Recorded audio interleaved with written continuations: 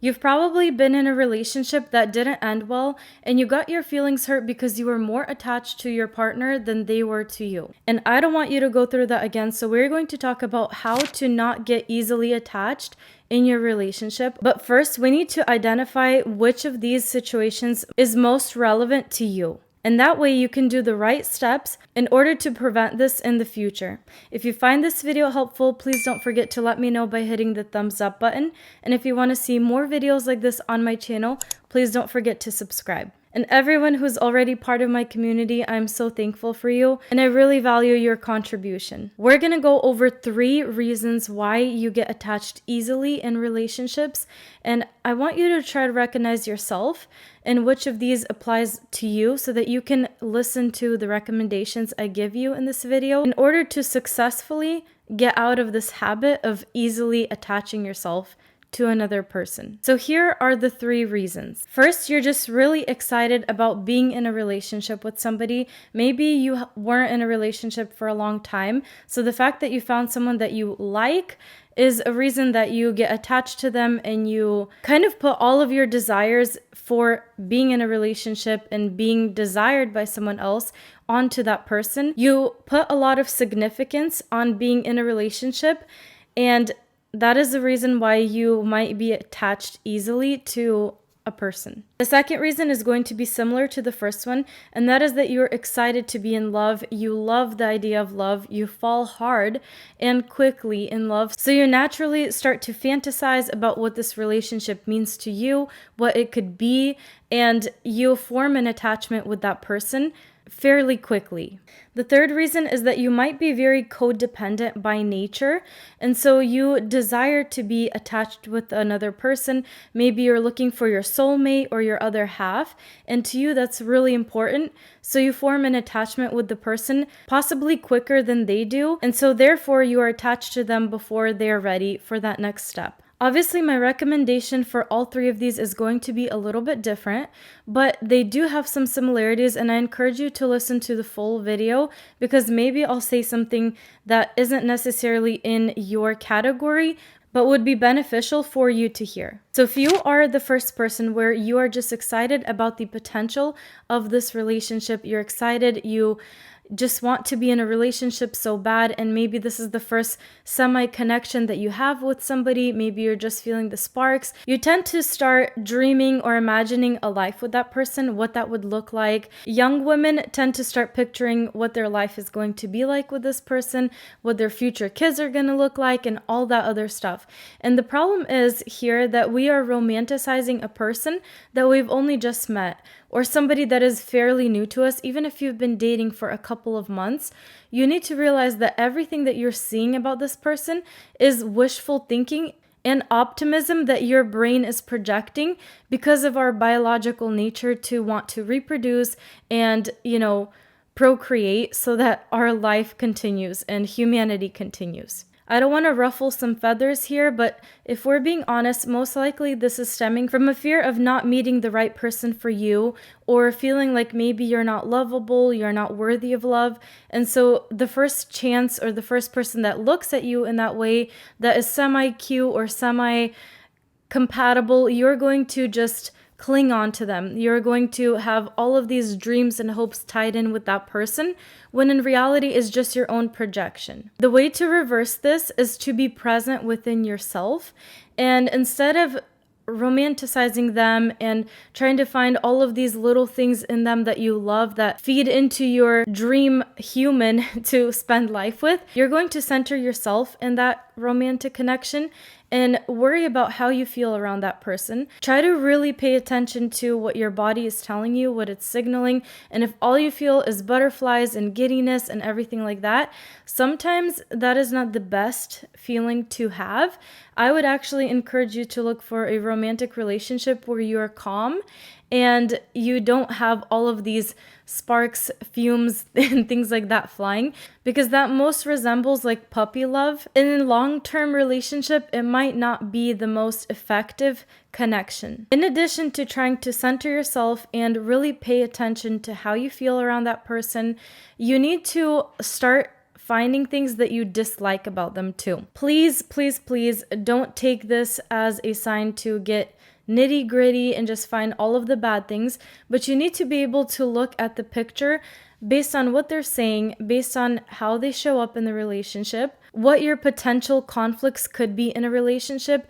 And if you believe that there is a person out there who is perfectly made for you, you will never have a relationship conflict, you are dearly mistaken. And I don't want you to make that mistake, because every single relationship has its own struggles. The sooner that you are able to spot what the potential struggles will be for you, the more informed you can be. And for you, another recommendation I really want you to consider is that let go of this notion that there's only a one and only soulmate, because I truly believe that there are people that are compatible with you and there's more than one. You can live a life with one person that is going to look a certain way, and then with another person that you're also compatible with who has different characteristics and brings out different sides of you in a relationship, and you could be perfectly happy with either choice that you make. This is not to say that you should not be faithful to your partner.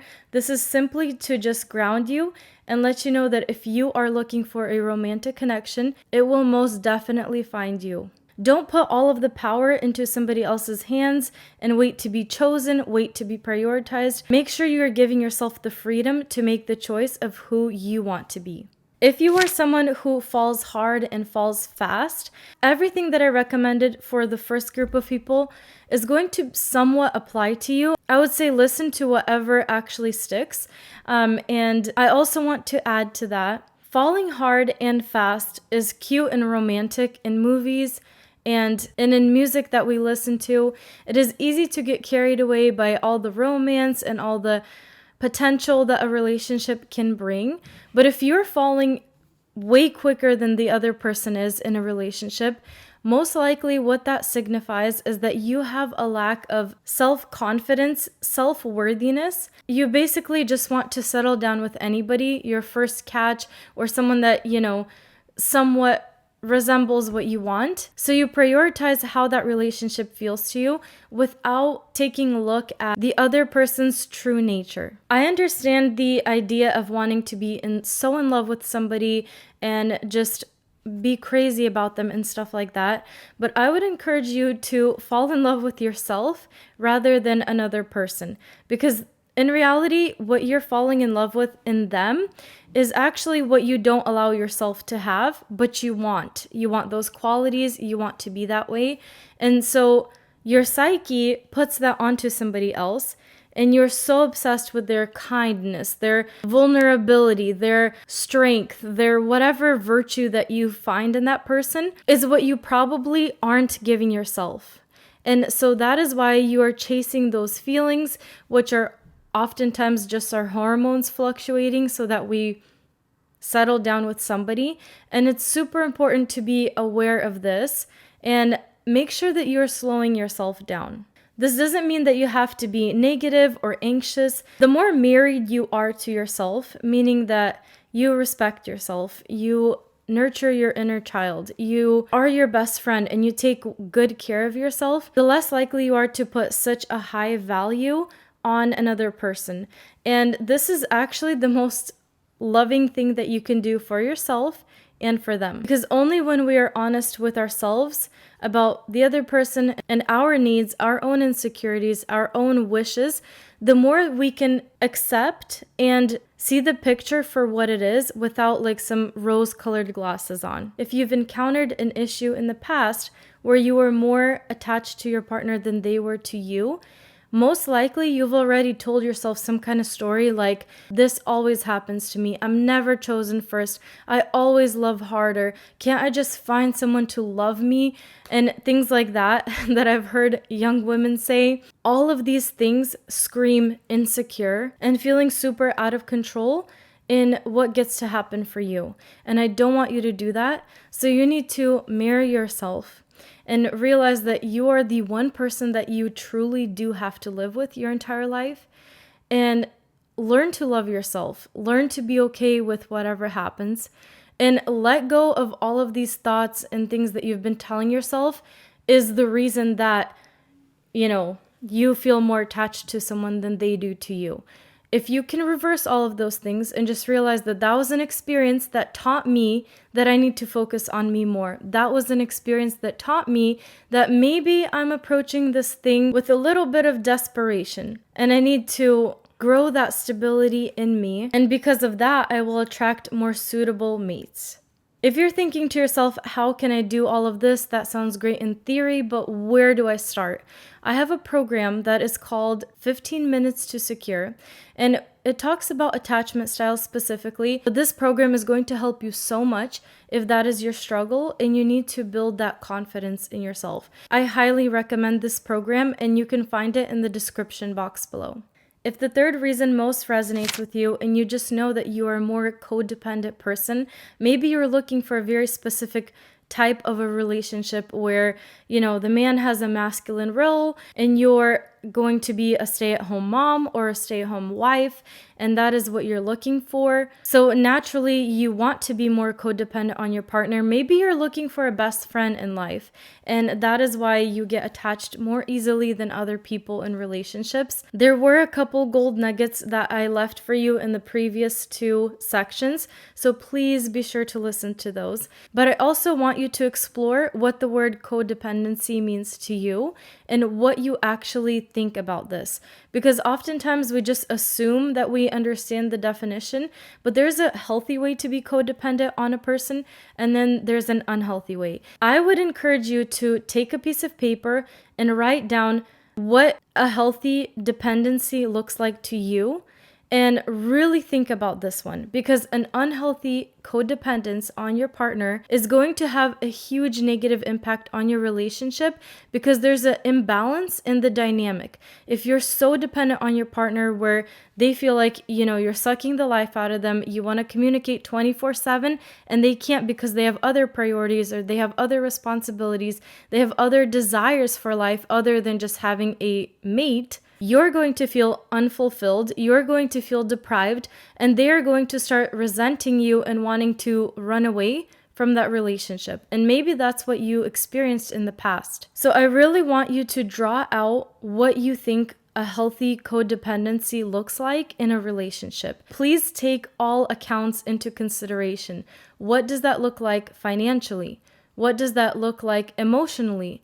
What does that look like on a friendship level? What about an intimate level? All of these things play such a huge role when you are in a committed relationship with somebody, and you need to understand what exactly it is that you are looking for. I'm in a position to tell you that a lot of women that are maybe stay-at-home moms and wives and whatnot, where their partner is the sole breadwinner, come to a point in their life where they realize the value of financial independence. I know that being a traditional stay-at-home wife is very popular right now, and a lot of women are looking for that in their romantic relationships.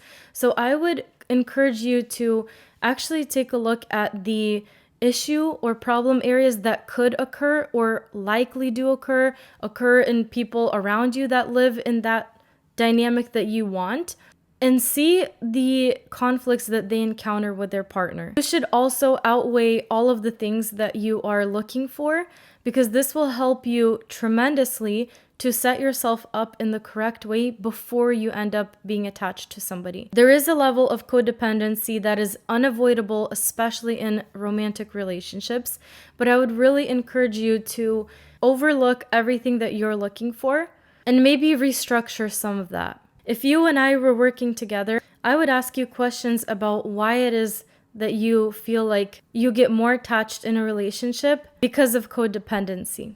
And what are some of the things that have happened as a result because of this? A lot of people have associations between codependency and feeling attached.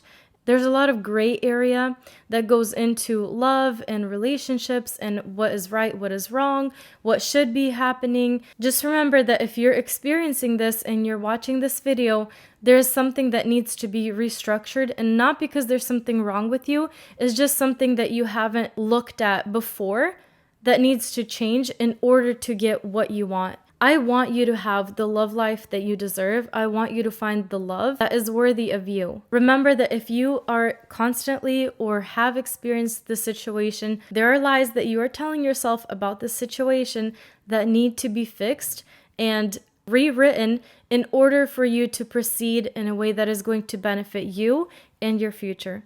Thank you so much for watching this video. If you took a moment to let me know that you found this helpful by hitting the thumbs up button, I really appreciate you and your time. And I really hope that you heard exactly what you needed to from this video. And if you're interested in working with me one-on-one, that will also be linked down below. I want to wish you all of the love in your love life, and I'll see you in my next video.